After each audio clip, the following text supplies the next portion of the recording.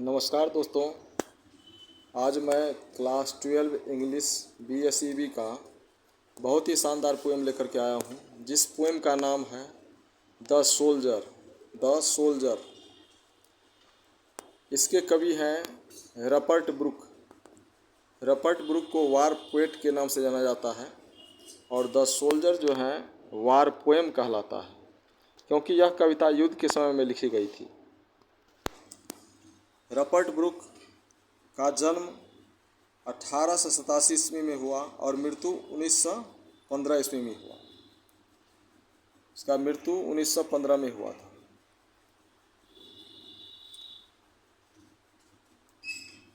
रपर्ट Brooke का education Kings college Cambridge में हुआ था। किंग्स कॉलेज कैम्ब्रिज से रपर्ट ब्रूक एजुकेटेड हुए थे, शिक्षित हुए थे। W.B. ईस्ट के द्वारा रपर्ट ब्रूक को the हैंडसमेस्ट young man in England कहा गया है। इंग्लैंड का सबसे सुंदर युवा के रूप में संबोधित किया गया है W.B. ईस्ट के द्वारा। यह कविता प्रथम विश्व युद्ध, it means the first world war के समय का है, जब प्रथम विश्व युद्ध चल रहा था। क्योंकि प्रथम विश्व युद्ध प्रारंभ हुआ था 1914 में और अंतिम हुआ था 1918 में। उसी युद्ध में भाग लिए थे रपर्ट ब्रूक, और ये सेप्टिसिमिया नाम की बीमारी से मर गए। तो उसी समय में युद्ध के काल में ही यह कविता को कंपोज किए थे रपर्ट ब्रूक। इसलिए इस कविता को वार पोएम कहा जाता है और रपर्ट ब्रूक को वार पोएट कहा जाता है। चलिए अब चलते हैं हिंदी समरी पर। हिंदी समरी स्टार्ट करने से पहले इस कविता को हम लोग जानते हैं। कविता जो है सोनेट है। क्या है ये? सोनेट। अब सोनेट किसे कहते हैं? सोनेट जो है कविता का एक भाग होता है। खास करके सोनेट में 14 लाइन्स होता है। 14 लाइन की कविता को सोनेट कहा जाता है। सोनेट का 2 पार्ट होता है, ऑक्टेव और सेस्टेट।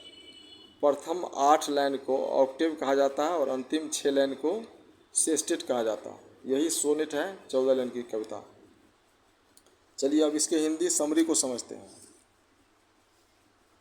कवि कह रहे हैं, चूँकि कवि एक सैनिक थे। क्या थे? सैनिक थे। कवि कह रहे हैं कि एक सैनिक अपने देशवासियों को संबोधित करता है। इस कविता के माध्यम से कवि अपने देशवासी को संबोधित कर रहा है, विशेषकर युवकों को, चूँकि सेना में तो युवा ही जाते हैं। वह कहता है कि यदि वह युद्ध में मारा जाता है, कवि अपने लिए कह रहा है, रपर्ट ब्रूक अपने लिए कह रहा है, चूँकि वो सैनिक थे।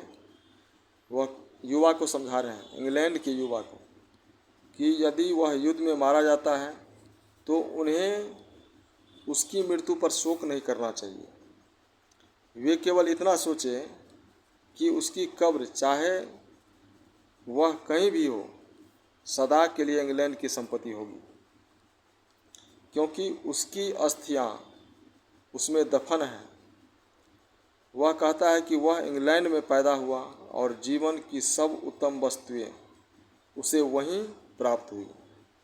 इसीलिए उसका शरीर इंग्लैंड की धरती से बनी मिट्टी है, और जो इंग्लैंड के आकाश तले बरी हुई, इंग्लैंड ने उसे ऐसे ही पैदा किया और पालन किया जैसे माँ बच्चे को जन्म देती है और उसका पोषण करती है। कवि के कहने का तात्पर्य यह हो गया कि वह इंग्लैंड की मिट्टी, जल, हवा से उनका शरीर निर्मित हुआ है। इसलिए उनका दिल भी हमेशा इंग्लैंड के लिए धड़कता रहेगा। चाहे वह उनकी मृत्यु कहीं भी हो जाए, उसे दफन कर दिया जाए, लेकिन वहाँ से कुछ राख ला करके इंग्लैंड की धरती पर छिड़क दिया जाए। ऐसा कवि अपनी कविता के माध्यम से कह रहे हैं। चूँकि इंग्लैंड की धरती जो है उसे एक माँ की तरह पाला है और पोषण किया है। वह इंग्लैंड की तुलना स्वर्ग से करता है। कवि का जन्म इंग्लैंड में हुआ, इसलिए इंग्लैंड की तुलना स्वर्ग से करता है।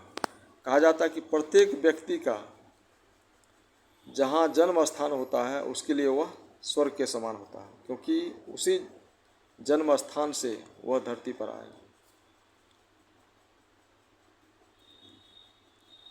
इंग्लैंड स्वर्ग के समान, इंग्लैंड की तुलना स्वर्ग से किए हैं कवि स्वयं के लिए, और स्वयं को ईश्वर के मन में एक विचार से है। वह अपनी मातृभूमि के प्रति आभारी है और उसके लिए जान देकर उसका कुछ ऋण उतारना चाहता है। कवि कहना चाह रहे हैं कि वह पूर्ण रूप से ऋण तो नहीं उतार पाएगा, लेकिन मैं अपनी जान दे करके अपने देश के लिए कुछ ऋण का कुछ भाग उतारना चाहता हूँ। ऐसा कविता के माध्यम से कवि दर्शा रहे हैं, कह रहे हैं। अब वास्तव में हर एक व्यक्ति के लिए उनका जो देश होता है वही देश उनके लिए सर्वोपरि होता है। राष्ट्र धर्म सब धर्मों से बड़ा होता है। यहीं पर कविता का अंत होता है और इस कवि से हम लोगों के जीवन में भी देशभक्ति की भावना जागृत होता है। अपने राष्ट्र सेवा के लिए, राष्ट्र के प्रति समर्पण रहने के लिए यह कविता संदेश देते हैं। फिर मिलते हैं अगले अध्याय के साथ, 7वां पोएम के साथ फिर मिलेंगे।